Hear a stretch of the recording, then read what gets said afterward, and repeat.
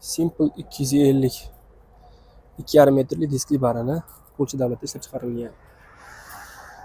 Disklar soni oldida 10 ta joylashgan, orqada 10 ta, jami 20 ta disklar joylashgan. Disk diametri 51. Orqadagi kesaga ezadiganlar turbali. Mana bu narsa turpoqda ishirib yubormasligi uchun to'sib qoladi.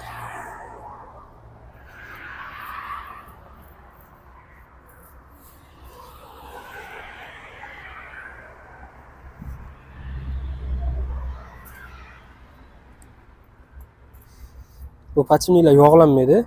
Faqat mana orqa katokdagi yog'lanib turadi xolos.